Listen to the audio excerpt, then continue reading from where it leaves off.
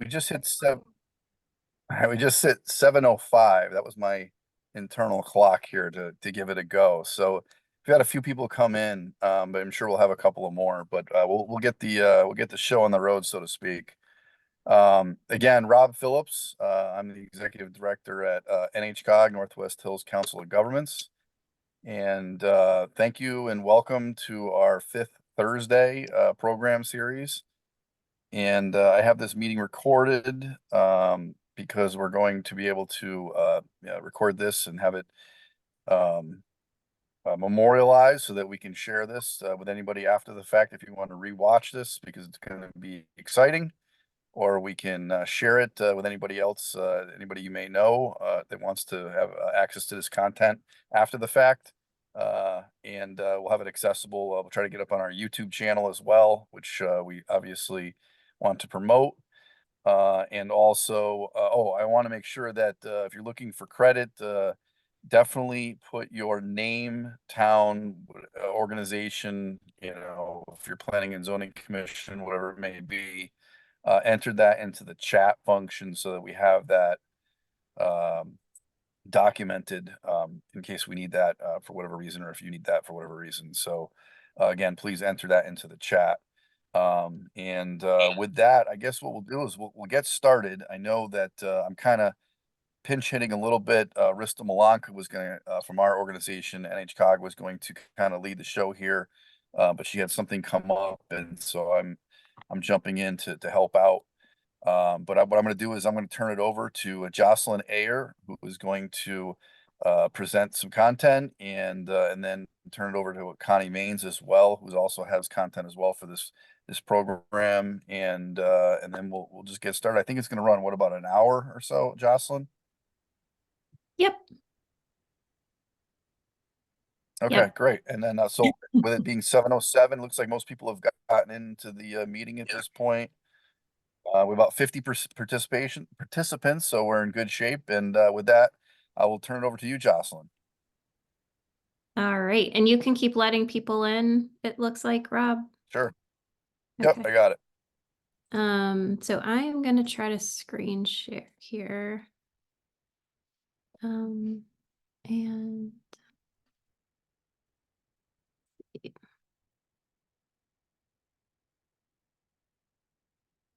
all right. So are you guys seeing the full picture or the small picture, the small box with a little box? You see the whole? Yeah, we're the both little box, or small and little, the larger and smaller box. Okay, that's not what I want. Let's see here. How about now? There you go. Yep, you're good. Okay, terrific. All right. Well, thank you everybody for being here today. We are going to try to make this as quick and painless as possible for a conversation about affordable housing and fair housing, and specifically what your role is as land use commissioners in your communities around this topic. And hopefully it will be interesting and fun as well. So thanks for being with us. I am Jocelyn Ayer. I see some familiar faces from back when I worked at the Northwest Hills COG. But now I am the director of the Litchfield County Center for Housing Opportunity. And just in case you don't know who we are or what we do, we're in our third year now of operating. Our mission is really to coordinate a regional response to housing affordability challenges in Litchfield County towns. So we work with both with the municipalities themselves, the COG, our legislators, our local housing nonprofits, cross-sector partners like economic development groups, regional and local, conservation organizations, which Connie's going to talk about a little bit today, faith-based communities, and also capacity building partners like the Connecticut Department of Housing and CHAFA and our community foundations, and really work with everybody because everyone has a role to play in solving this challenge. We know what the solutions are. We just need to really, make them happen. And so that is what we do. More specifically, this is a list on your right-hand side of your screen of the 15 local housing organizations that we support.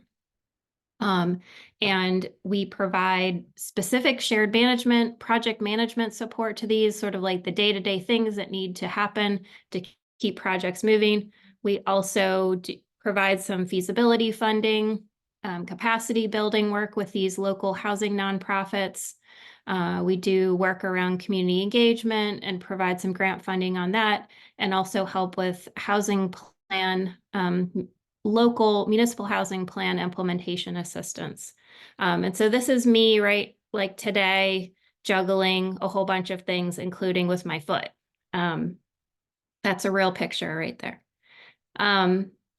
So just want to note, again, because I feel like a lot of folks think or don't see a lot of affordable housing happening in the region or in their communities. We do have 18 affordable housing developments that are underway currently in our towns, including Barkhamsted and Cornwall and Falls Village and Goshen and Kent and Litchfield and Morris and Norfolk and Salisbury and Sharon and Warren and Washington and Winchester. And so there is quite a lot going on in the region, and we're happy to support these developments moving forward and support these local housing organizations with getting more developments into the pipeline, creating more housing opportunity.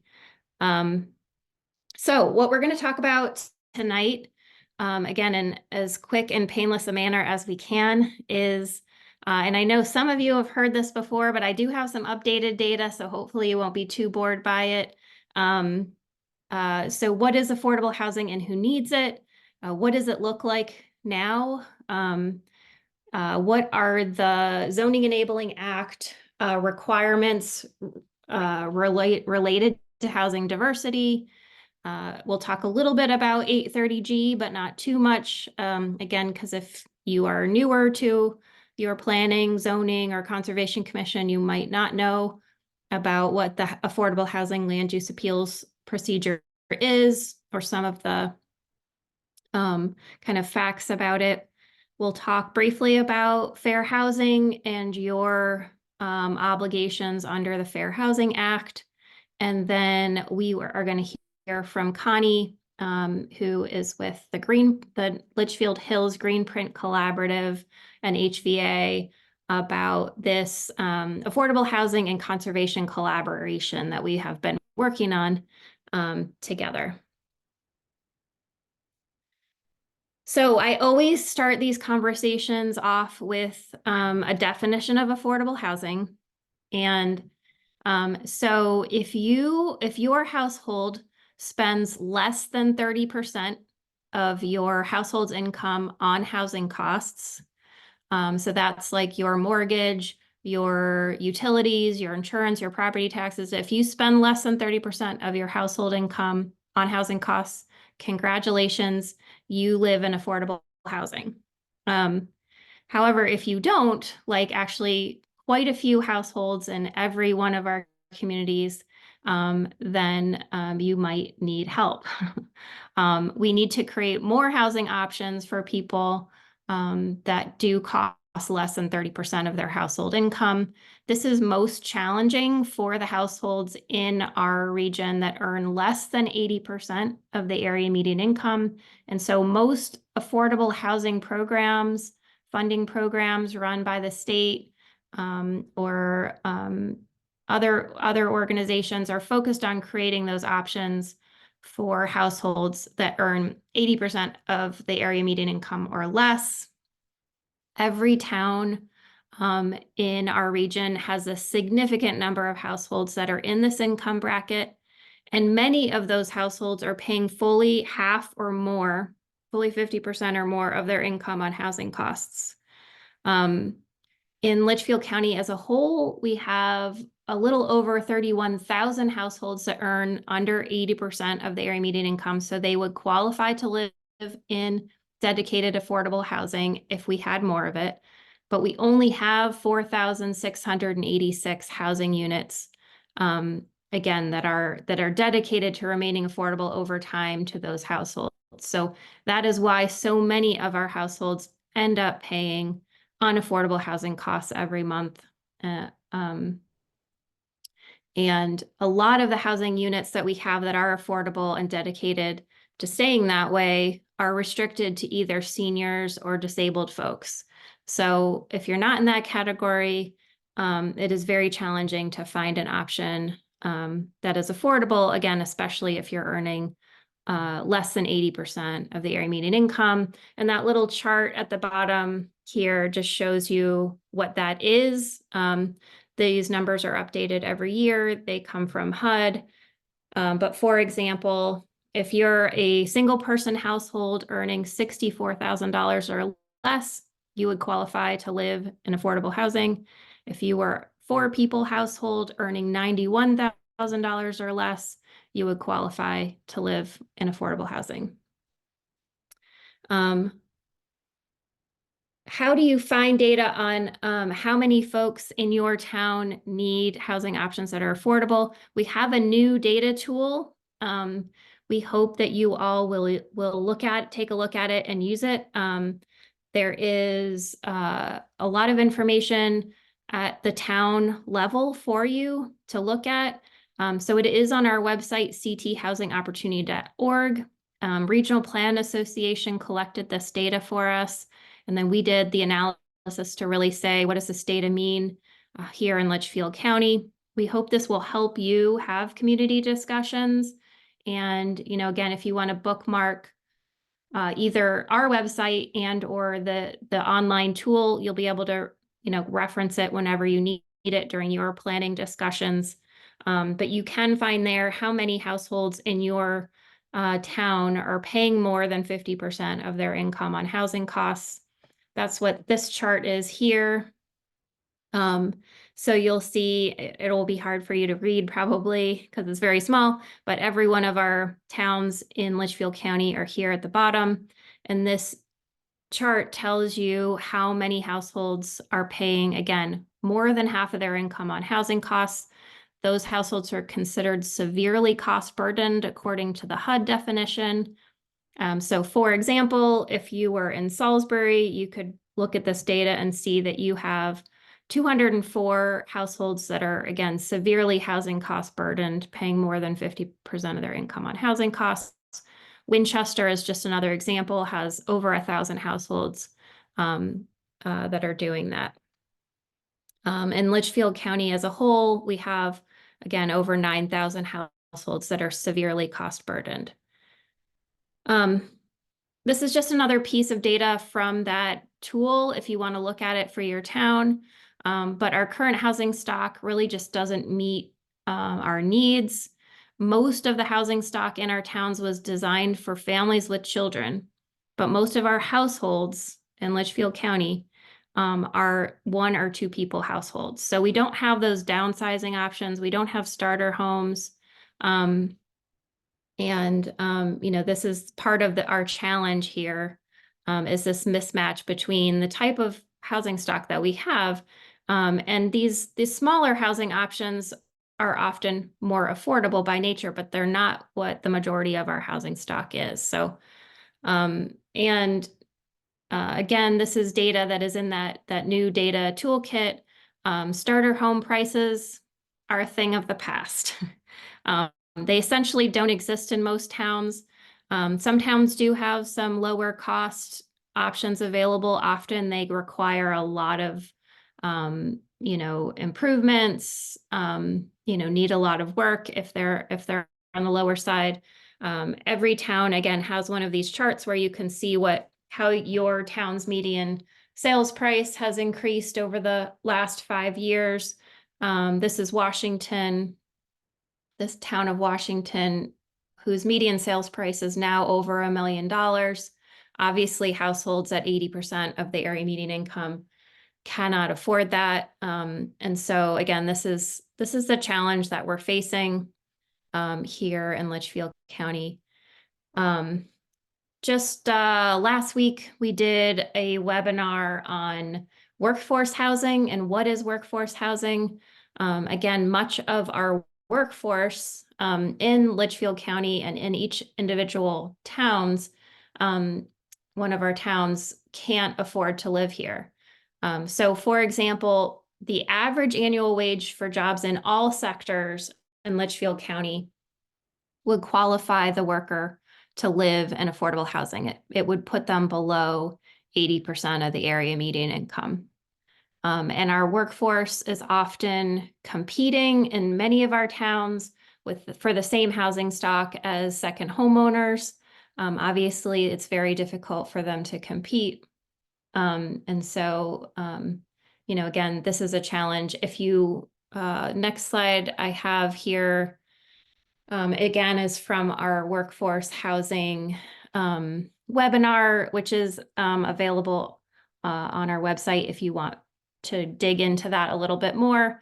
But this is a chart that Julie from the Northwest Connecticut Community Foundation shared with us.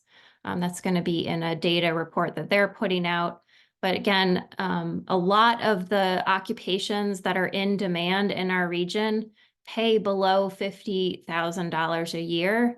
And so, and I think it's 61% of the jobs that are in high demand, the folks had salaries below 50,000. So if you're a single person trying to live on $50,000 a year, you need housing options in your community that you can afford.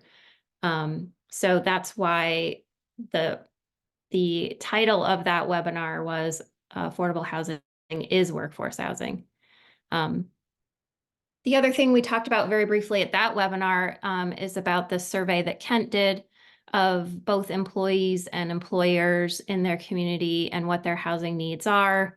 Very briefly, they found that 74% of those who currently lived in their town were in unaffordable situations or unsustainable situations and needed a more affordable housing option in order to be able to stay in the town. This survey that they did, they were also trying to look at whether there could be some more folks who would be available during the day to volunteer on the local fire and ambulance service. And 27% of the folks who worked in town said that they would be interested in volunteering if there were housing available to them that was affordable. And almost 70% of the employers that they surveyed said that they had trouble recruiting or retaining staff because of the housing situation. So, so that's, again, who lives in affordable housing and who needs it is our workforce, our seniors, young families that need starter homes. And again, all of that data is in our new data tool if you want to take a deeper dive into your own town's data. This slide, we're getting into the section about what affordable housing looks like. And this is what affordable housing does not look like. So this is the picture that I think a lot of people have in their heads when they're not familiar with what affordable housing looks like now.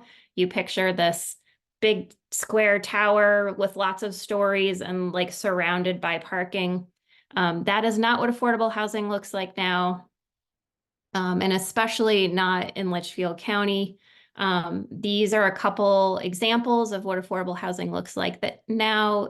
This one is actually in Old Saybrook, and this one is in Kent, which was the renovation of a farmhouse that was vacant and kind of in disrepair, and then some additional units, all energy efficient with solar panels, beautifully well maintained. What was back in this picture, this might have been what they did a long time ago. And again, it's still stuck in people's minds, but that's not what it looks like now. And we can show a lot of really beautiful examples in Litchfield County of what affordable housing looks like here. If you haven't seen these two videos that we did, they are also on our website. They show some beautiful drone footage of affordable housing in many of our Litchfield County towns. That's this one called An Investment in Our Community. It's just 8 minutes long, but again, it shows you a lot of the affordable housing that we have now in Litchfield County. And then this is a short film that interviews the folks that live in and need affordable housing in our communities. So I would encourage you, if you haven't taken a look at these short videos, I think they'll help a lot, again, show you what affordable housing looks like, and you'll get to meet specifically some of the volunteers that have made it happen in their communities, and also some of the people in our communities that need the housing and that live in affordable housing. So just to recap this section, who needs affordable housing? Again, our workforce, our seniors, our young families, our volunteer fire and ambulance services. This is a one-pager that we did, again, showing what affordable housing looks like in our communities now. So we know how to do this. We have a lot of good success stories. We just need to continue to identify sites and continue to build community support for the affordable housing solutions that we know work here in our communities. And so now we're going to get to more specifically, and we will have time also at the end for questions, feedback, comments. And so I'm kind of going through this a little quickly. And so I'm happy to share these slides, obviously, after the presentation, and we are recording it, but just trying to move through things as quickly as we can. So this section, we're going to talk a little bit about your specific responsibilities as a land use commissioner. And so the first thing we're going to talk about is the Zoning Enabling Act. As you all know, you derive as a zoning commissioner specifically, you derive your power from the state's Zoning Enabling Act, which is Section 8-2. And more specifically, in terms of how that enables you to zone in relation to housing diversity, it does say that your zoning regulation shall encourage the development of housing opportunities, including opportunities for multifamily dwellings. I think that we could all probably admit that many of our towns do not really include the opportunity, very much opportunity for multifamily dwellings in our zoning. The zoning also has to promote housing choice and economic diversity in housing, including housing for both low and moderate income households. Again, I think that's something that all of our zoning regulations could improve on. And so those are specifically things that you have to do, but according to the Zoning Enabling Act. It also says that you cannot establish a minimum floor area for dwellings that are greater than that contained in the building code, for example. You can't place a numerical or percentage cap on the number of mixed use or multifamily dwellings in your town. So those are specifically the things you can and cannot do according to the Zoning Enabling Act.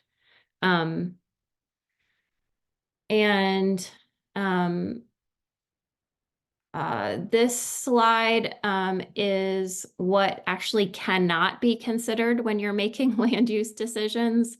As you all know, you have to make your land use decisions based on your specific zoning regulations. And these bullet points are not specifically laid out in the Zoning Enabling Act. It's more case law. And again, you can only do what you are specifically allowed to do by the Zoning Enabling Act. But case law has found that when you're making land use decisions, you cannot consider the financial viability of a proposal. Again, if it's consistent with your regulations, you have to approve it. If it's not, you have to deny it, but you can't consider whether the commission believes it's a financially viable proposal. You can also not consider whether the proposal's projected number of school children or what the effect might be on the town's education budget or the impact on property taxes. Those are not things that are within the purview of a land use commission. And again, case law has shown that you can get sued if you consider those things when you're making decisions about an application before you. Also, as many of you know, there was some recent legislation around using words like character in your zoning regulations. Again, best to take those out and be very specific about what you mean when you say character. So again, you have to expressly articulate it by clear and explicit physical standards for site work and structures. You can't just say, we want to be consistent with our town's character. And I think many zoning commissions have revised their regulations to take out the word character and again, put in those specific physical standards that they would like to see in proposals. So those are things that you cannot consider when you are making land use decisions.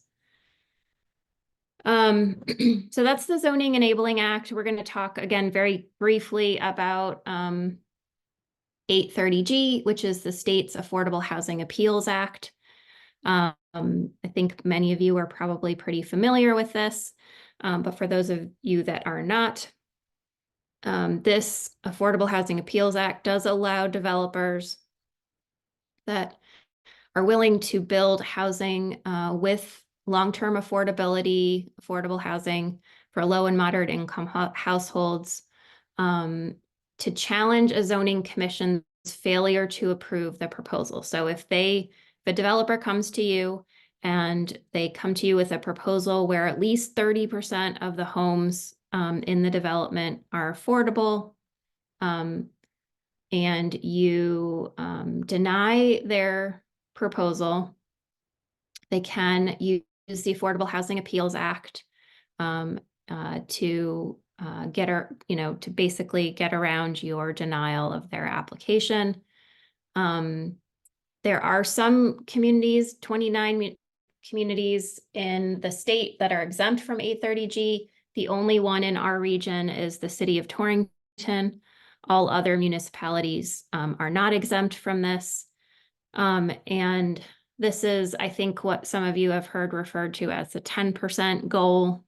So if your community has more than 10% of your housing as dedicated affordable housing, then this does not, this Appeals Act process does not apply to you. But again, in Litchfield County, it's just Torrington that has met that 10% threshold. Meeting the 10% threshold does not indicate that a municipality has met its residents' or workers' housing needs, just that it isn't open to these kind of appeals. And so we know, for example, I worked on the City of Torrington's housing plan. There are a significant number of households paying fully half of their income or more on housing costs. Torrington needs more affordable housing as well, as they would, I think, agree. So just because they have met their 10% doesn't mean they still don't, they've completed their mission and they don't have housing needs. But it's just that 10% is that threshold beyond which this, if you have more than that, the Appeals Act doesn't apply to you. We often get questions about what counts on the Affordable Housing Appeals Act list, again, because the state does track how many units of affordable housing every community has so that they can say whether you met your 10% or not. And the big categories of the types of housing that meet the definition of affordable housing and count to be on this list are affordable housing developments that received some kind of funding from either a state, federal agency, or CHFA, the Connecticut Housing Finance Authority.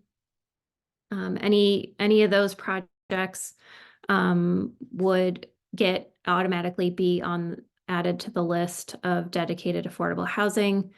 The next category that a lot of our communities have is actually homeownership units where the homeowner was income eligible and they got sort of a subsidized mortgage from either CHFA, the Connecticut Housing Finance Authority, or USDA.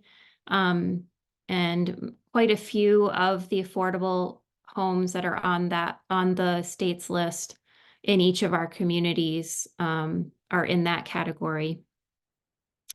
Housing with deed restrictions that limit the resale price or the rents. This is a lot of our local housing trusts. They, for example, in my town, the Salisbury Housing Trust, they continue to own the land under the houses, and there's a deed restriction that limits the resale value of those houses over time. So those would count on the state's list and be included.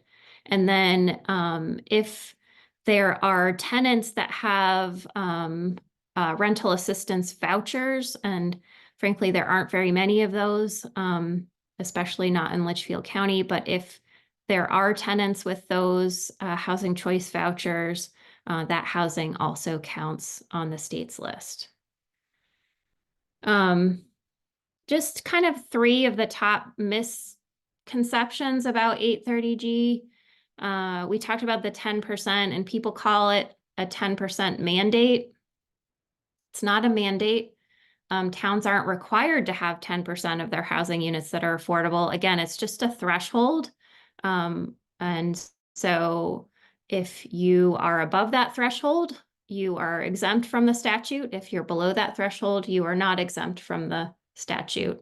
And, you know, again, the history behind 830G is just, frankly, not allowing towns to zone out affordable housing. You know, advertently or inadvertently. However, I will say, you know, other thing people are concerned about is, oh, well, we have a lot of wetlands, or, you know, we're concerned about traffic. You can't get around with an 830G project. You don't get around wetlands regulations. You still have to prove the health and safety, that you can meet the health and safety standards. You know, again, if you're on well and septic, all of those things still have to be approved by the Department of Public Health or the local health district. So you can't get around health and safety issues just because you're an 830G. It's really, it only applies to your zoning regulations, not to your wetland regs, not to your public health regs. And the other misconception is that this is all new construction. Again, we saw in the last slide, there are many things, there are many things that aren't new construction that count on the state's list of affordable housing, including, again, CHFA mortgages, tenants with vouchers, obviously some of the housing trusts rehab units instead of building new units. So all of the you know, units that count on your 830G affordable housing appeals list aren't necessarily new construction. So those just kind of the common misconceptions about 830G. There are quite a few towns and local housing organizations that have utilized 830G to build affordable housing developments in their communities. I will show you a couple examples. Sometimes we refer to some of these as friendly 830Gs. Again, this is a tool that you can allow or encourage even sometimes your local housing nonprofit to utilize when they find a site that, again, is consistent with your plans, your town housing plan and your plan of conservation and development. You want to see it developed, but the existing underlying zoning regulations don't allow it to occur. I'll show you in the next slide, I think, the Litchfield Housing Trust development that utilized 830G. And also Washington Community Housing Trust utilized it to build 3 single-family affordable homeownership units. I also want to mention that many of our towns in our region, Colebrook, Cornwall, Kent, Litchfield, Salisbury, Sharon, Norfolk, Warren, Washington, and Winchester, all have a regulation called something like town or nonprofit sponsored affordable housing. It's really a regulation that makes it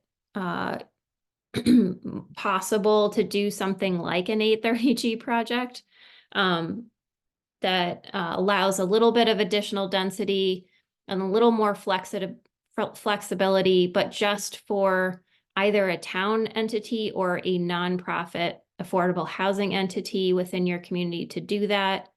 And it just, again, it gives a little bit more flexibility. I'm happy to share examples of those regulations with any town that would want to think about it. But that has been something that I think these 2 developments that are shown here, these are both in Cornwall. This is Bonnybrook, which is affordable senior housing, and Cougaman, which is affordable family housing in Cornwall. And those were both done under this town or nonprofit sponsored affordable housing reg that the town of Cornwall has. This is the Gagarin Place in the town of Litchfield. Again, that was achieved through an 830G process, what I would call a friendly 830G. It's 8 affordable homeownership homes with solar panels. And this is the site plan. These are the 8 houses. And then there's a lot of preserved open space preserved by the Litchfield Land Trust. Again, this is a 830G, friendly 830G example. And this is one in the town of Washington. Where they were able to build 3 single-family houses, again, affordable homeownership, but needed to use that 830G tool to get it done because the underlying zoning wouldn't have allowed it. But it was very much consistent with the town's housing plan. So I am going to, boy, I've taken more time than I wanted to. I want to get on to Connie, but I don't want to skip over fair housing. But very briefly, just to say, fair housing rules apply to all homes, whether they are affordable homes or not affordable homes. Sometimes people think this only applies to affordable housing, but these are the protected classes. You cannot discriminate against folks in housing in these protected classes. And I think most of you are familiar with what those are. In terms of your role as a land use commissioner, all municipalities in Connecticut are required to take specific actions to identify and remove impediments to fair housing. And because a lot of the folks in those protected classes are disproportionately lower income, having a lack of affordable housing options is an impediment to fair housing choice. So again, whatever you're doing or can do, whatever actions you can take to create more affordable housing options in your community will affirmatively further fair housing. There are just some examples here on policies that limit where people can live or benefit from programs like occupancy limits, limits on unrelated people living together, zones. Some of you have these that only permit elderly housing, limits on who can live in a jurisdiction's affordable housing, or again, a lack of affirmative marketing to people in the protected classes. So those are all things that we can try to address to affirmatively further fair housing. There is a lot more we could say about fair housing, and there's a whole Connecticut Fair Housing Center dedicated to this topic. And so if you want to dig into that more, here is, they have a website, there's a number you can call, and there's a lot of information on their website about how to do this. They do have a list of Yeah, municipal. Mike, no problem. But Meredith actually said that it needs to be. Oh, Rob, I'm gonna mute you.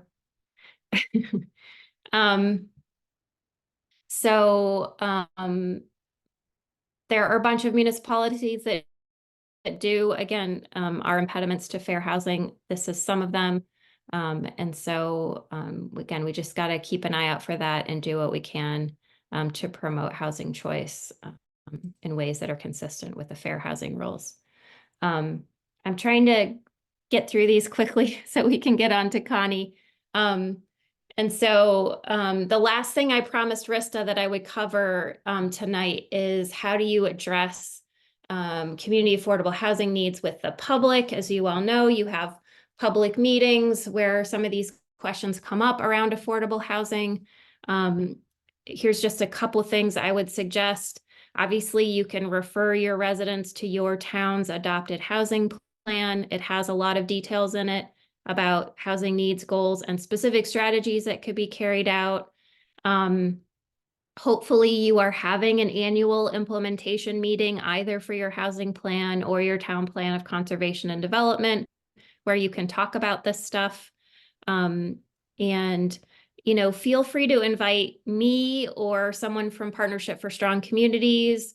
I can give you some other ideas of folks who could come who are very experienced with answering the kinds of questions that come up at community forums about this topic. Invite us to come to a meeting and help kind of answer questions if you have a public forum on this topic. Some of the questions that often come up, which we're very experienced in answering, what are the impacts going to be on neighboring property values? Are my property taxes going to go up? Can you really do this without public water and sewer? Is there any way to restrict these units to only people who currently live in our town? We can answer these questions. So again, if you're having a public forum or a public hearing, feel free to invite me or someone from Partnership for Strong Communities to come answer those questions for you or with you so that we can get the accurate information out there on these questions. And so with that, I am going to turn it over. Well, can I just jump in real quick, Jocelyn? Yeah. And I apologize for any noise that I had here. I'm at a soccer practice and it just got out right when I unmuted myself. Yeah, excellent, Jocelyn. Very, very detailed. Obviously, you're an expert here, especially in our region now. Do you want to take a question or two quick, or do you want to leave that all at the end? Because we had one question in the chat. I'll take a quick question and then we'll go on to Connie. There was one question from Roxbury, I think it was, asking, is Roxbury not considered a town or not, or not considered town or nonprofit sponsored? It's not on your list. I'm not sure where that question was. It was around 741. Roxbury does not have a zoning regulation that falls under the category of town or nonprofit sponsored. But I'm Okay. happy to share what I mean by that with you specifically. Okay, and I don't know if there's no other questions in the chat. I don't know if there's anybody raising a hand right now. I can't see anything, so. All right, well, let's move on to Connie real quick. She'll do hers and then I'll take the slides off so we can see if people raise their hand or. Perfect. Thanks, Rob. Connie, Great. are you? I am. Can you hear me? I can hear you. Yes. Good. So I'm also out, as you might be able to tell. I'm in my car. So hope that the connection is good and that the streets stay relatively quiet. So thanks very much for having me here. I'm Connie Manis. I live in Kent. And I coordinate the Regional Conservation Partnership of the Litchfield Hills Greenprint Collaborative, which is a network of maybe about 34 different local conservation organizations that are working together to coordinate land protection and conservation and to find strengths through shared resources and shared experiences. Kind of akin to the Litchfield County Center for Housing Opportunity. So I'm sort of like Jocelyn's counterpart for the conservation world in Northwest Connecticut. Jocelyn asked me to be here tonight to talk with you a little bit about a project that we're doing together that I'm really excited about. The project is called the Northwest Connecticut Affordable Housing and Conservation Collaboration. And it's kind of a pilot that we're running in 8 towns in the extreme northwest corner. So you can see it's Canaan, Cornwall, Goshen, Kent, Norfolk, Salisbury, Sharon, and Warren, funded thankfully by the Foundation for Community Health and Berkshire Taconic Community Foundation. I'm pretty excited to just share right up front our shared purpose statement for this project, which is that healthy communities need both affordable housing and conserved land. So that sort of forms the overarching premise for the work that we're doing together. Next slide. So this slide is just to show that our work really grows out of and is modeled on other projects that are happening in the Northeast. And this is a screenshot from a white paper that was published, I think, January 2023. Is that right, Jocelyn? Somewhere around then. Yeah. You know, I might say this name wrong, Michaels and Hinden paper kind of points out, if you look on the bottom right, that there are so many opportunities for collaboration between conservation organizations and housing organizations. But if you look on the upper right-hand side, sorry, wait, go back one more, go back. Sorry, too fast, that there are some barriers. And I just wanted to direct your attention to that third bullet about siloed structures. So now we can go on for, yeah. This is just another, publication, the Land Trust Alliance, which is kind of a national, technical support organization for all land trusts in the United States, has really been raising up housing and affordable housing also as a matter of interest for land trusts. On the one hand, because balancing different needs for the use of land is increasingly difficult today. There's less undeveloped land, and there are demands not just for housing, but for municipal services, for energy infrastructure, not to mention the vital role that conservation land plays in mitigating and providing resilience and adaptation during a changing climate. So, so this is something that's really increasingly in the public consciousness, certainly in the conservation world. Let's go forward. So back to those silos, I think that there is great wisdom and need for the specialization that all of our groups have. And yet I also think in Northwest Connecticut, it's a bit of an artifice because often in our small towns, people are wearing many hats, serving many different roles. So just as an example, I work for a land trust and I work for this regional Greenprint, but I also serve on the Conservation Commission. My husband was a P&Z member for a really long time. I sat on the town's planning committee that made the affordable housing plan. So affordable housing is kind of like a through line. And I think that the information that Jocelyn presented to you is kind of inarguable. And, and we know this, right? I raised 3 boys who at this point would be unable to find housing in our town and maybe not in many towns in Northwest Connecticut. So our project really set out to break down some of the silos, build relationships and alignment within communities between these different organizations that were, really strong advocates for the cause that they were passionate about, but where we really thought that we could find so many commonalities and find opportunities to work together. As you can see here, in terms of the participants, I told you the 8 towns, but what we looked to do was gather a group that include representatives from the local land trust, the local housing organization, a member of the Planning and Zoning Commission, and somebody from the Board of Selectmen. And then we had several regional groups sitting in as well. The outcomes that we are hoping for, go back, sorry. Sorry, not moving as fast as I should. No, no, sorry. In addition to building these relationships and this alignment, you know, there's really a implicit promise that we will communicate together about the work that we've done within our communities, kind of come out with this aligned, you know, purpose statement, and that we might together be able to actually identify some areas of our communities or parcels and start to collaborate on projects together. So now you can go forward. So this slide kind of articulates what our deliverables are. Here's how we're doing what we set out to do. We're having a series of meetings. We've actually had 4 already, and we're taking a little break in June. We set out to create that shared purpose statement, which we have done. An online mapping tool that has certain GIS layers that would allow us together to kind of be speaking the same language, kind of ensure that we're looking at the same things. Develop together a community engagement strategy and tools, and then turn around and communicate out to our communities.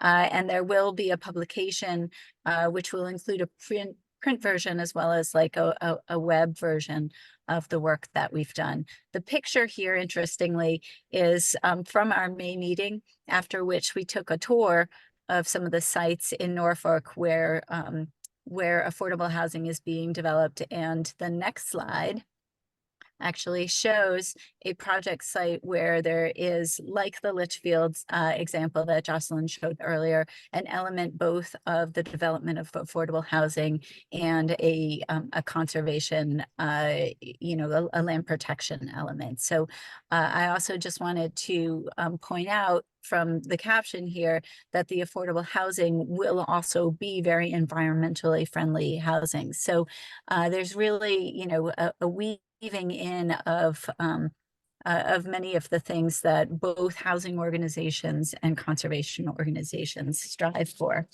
Okay, you can go on.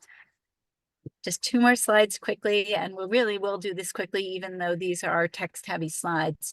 I just wanted to kind of give a preview of some of the draft strategies that will be in this publication. These are things that the group together has come up with and reviewed, even though they're still drafts. So you know, wanted to just put that out there, that it's not published yet. But these are really the strategies that are flowing from those goals. And there are things that are particular to things that we'll do together, but also things that each of our kind of specialized organizations will do in order to participate in this work together. So you see here on this slide, some of the things that affordable housing organizations will do, some of the things that conservation organizations will do. And then the next slide talks particularly about planning and zoning commissions. Girl. And what they'll do. So, you know, as you read through these, I mean, I hope that they're kind of resonating with you. I will say that, you know, we're not trying to be radical here. We really did want to find things that were commonalities that people generally agreed with, and that people felt, you know, comfortable supporting. And there's an element of our work that will include our organizations kind of adopting or approving, or, you know, some kind of a formal buy-in to the things that are articulated in the report. And so, you know, as far as what you all are seeing with as your role as planning and zoning commissions, you know, it may seem like second nature to involve local organizations in the POCD and in, you know, to get together from time to time, but just simply articulating that, you know, having it out there on a written page and making a commitment to that, I really do think that we're going to be able to move forward in a way that complements all of our work.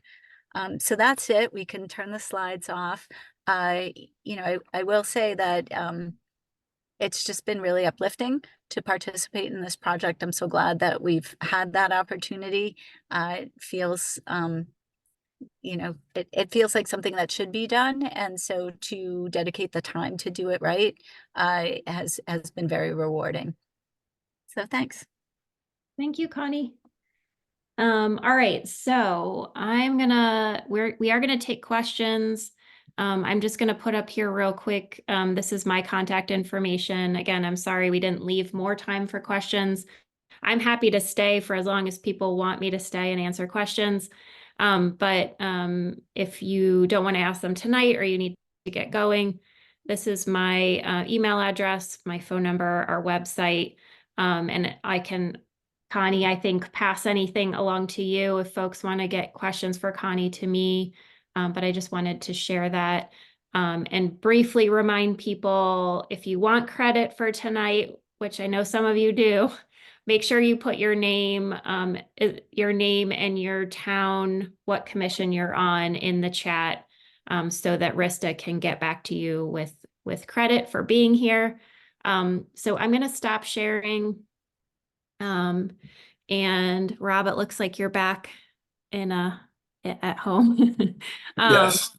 But yeah, if anybody has questions, feel free to raise your hand. And I think you can unmute yourself and ask your question.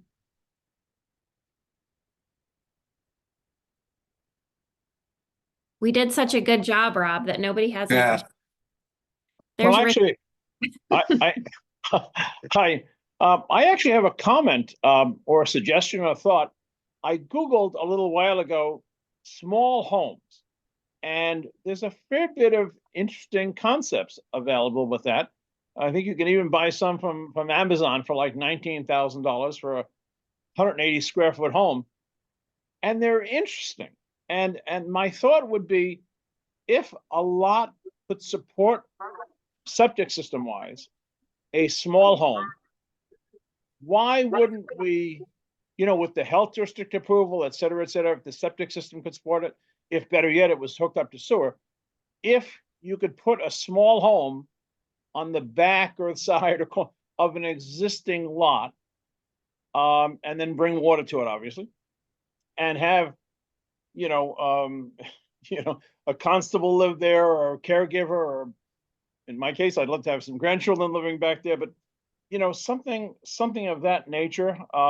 It might even help to have, to have the older folks living in their existing home. It might a few bucks help them financially, maybe pay some taxes, et cetera, with that small home being on an existing lot that, of course, could support its septic and health district wise, et cetera.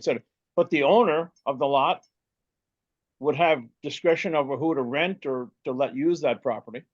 And So it you're might talking be a about like win-win. Just a thought. Thank you.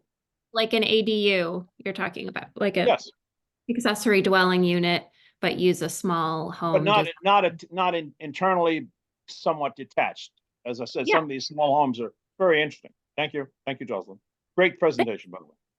Thanks. Yeah, and I think many of our communities do allow ADUs that would be something like that, a detached unit, small unit. So yeah, I think ADUs can certainly be part of the solution. Yeah, I think just from my personal experience, you're going to find a lot more maybe enabling regulations that allow for ADUs that are attached rather than detached. So if you're really looking at detached, then that might be a little bit more of a focus area. Well, I know Roxbury allows a attached and a detached. So there are some communities that have been doing that. And the town of Kent recently passed a regulation saying you can have one regular accessory dwelling unit and an additional one if you dedicate it as affordable. So that is another way you could go. Susan, no, Carol, did you have your hand up? I did. One of our issues in Litchfield is the fact that we have areas where affordable housing could be developed, but developers who come in from out of state who have no desire to do affordability. We had one 30-acre parcel down off the Torrington and 202 adjacent to Torrington. It's behind Tractor Supply, and it was an ideal place. A developer wanted to build smaller scale houses, but wasn't willing to make any of them affordable. We just had another zone change application for multifamily on a piece of property that wasn't as suitable for multifamily because of its topography and other issues. But the developer wanted to build 104 $1,800,000 units, condominium units. I mean, our problem is that the developers that come in want to develop for New Yorkers and weekenders, and we need housing for the people who live here. Any suggestions? It's really, really tough. Plus, we have a huge number. I did some research on some of our in-town houses. We have a section of West Street that has 2 and 3 units in multiple houses and detached units that all pre-exist zoning. If we could get those designated, if it were easier to make them designated as affordable with a, the 10-year restriction on changing the affordability, we'd have a lot more affordable houses in town. We've got a lot of, they just don't count. Yeah, no, I mean, my suggestion there, Carol, is that I am trying to work with the Litchfield Housing Trust. Again, many of you have a local housing organization, but many of them are limited in the number, in what they can do in any one year. But that's actually why Litchfield County Center for Housing Opportunity exists, is to try to build the capacity of our local nonprofit housing developers to do more, so that we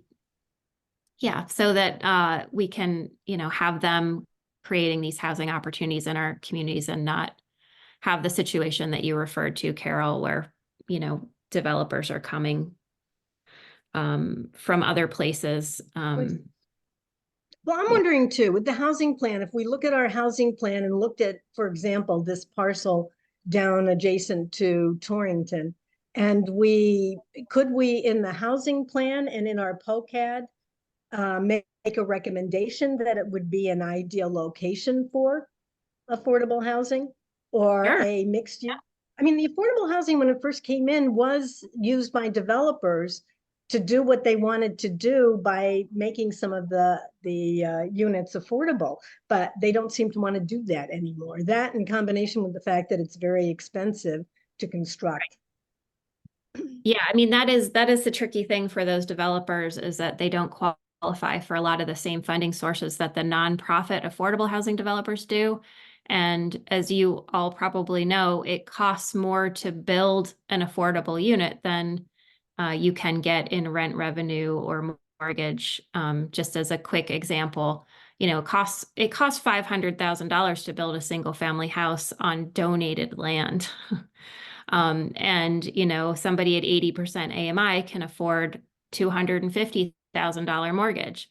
So you've got to come up with that $250,000 extra somewhere. And if you're a regular for-profit developer, it's really hard to internally subsidize that cost. And so, I'm just hoping that we can help continue to build the capacity of the existing nonprofit housing organizations, or maybe some new ones, to do more. But I think it's always great if in your plans you can call out specific sites. I'm looking at Abby, but I know in the town of Salisbury, they specifically pointed out 6 sites where affordable housing could and in their view should go. And I think that's been really helpful as the process moves along to get those developments going.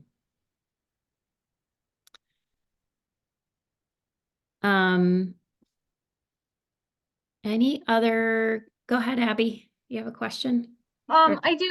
I'm not sure how much everyone on this call knows about affordable housing. So could you explain a little bit about how the multifamily constitutes 2 or more under the statute? Is that correct?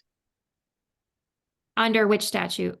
Well, I guess the newer statute that kind of called out we can't use the word character anymore, and defined that the housing diversity is something that should be considered in the zoning regulations. Yeah, I mean, I don't know if that statute specifically defines multifamily, but certainly I would define multifamily as yeah. Okay, because I think a lot of towns, I know Carol can speak to this too, when we were in Litchfield, that Litchfield allows 2 families by special permit basically everywhere. And a lot of people don't take advantage of that option. There's a lot of, especially in Litchfield, there are a lot of restrictions on what would constitute an accessory apartment and how you could actually qualify for that. But you could basically always apply for a special permit for 2 family. The other thing is, I think, practically speaking, if we're talking about a larger development, like 5 or more units, structurally, the mass doesn't fit into a lot of the single family neighborhoods. So I understand why a lot of towns' regulations call for special permits for those things. Do you have any sort of guidance that could be, standardized requirements for a site plan approval of multifamily? I mean, I think it's very rare that people have site plan approvals for multifamily. Well, I would look at the incentive housing zone regulations, Mhm. which we did do in a few of the towns, in Litchfield County. And now I am, so Sharon has an incentive housing zone. Why am I Falls Village has an incentive housing zone. So you could look at those again. You just have to take the time to lay out all the requirements, but that is by site plan approval. And again, it's an overlay zone. So you're choosing the sites ahead of time about where you think that this would be appropriate. And then you're kind of laying out all of the things you would want to see in a proposal. And as so long as they meet those requirements in that overlay zone, they can do this by site plan review rather than by special permit and public, Public hearings of that. Okay. Yeah, Abby, I don't know if that was a helpful question for other people. I'm kind of asking, you know what I mean? Abby, you and anybody else who deals with zoning regulations who might actually be involved in the amendments, or the regulations themselves, just be sure that you're defining multifamily very clearly, because as we know, there are different interpretations, especially in building codes and things like that. So sometimes if you're speaking in one of those languages, that can get thrown around. People get confused. So Correct. and from a legal standpoint, if you got a regulation, you're gonna want to define it, especially when you have differing definitions in the town ordinances and things like that. Right. So the fire code doesn't apply to Yeah. 2 family, it applies Right. to 3 or more. So, and that's something we have talked about, is changing our regulations, because I mean, I understand why a lot of towns treat multifamily as special permits, but, trying to come up with options that are workarounds that don't require a public hearing, I think would really be helpful for facilitating multifamily. And I've never worked in a town where they have that. So. Yeah. Thank you, Abby. Kathy, do you have a question?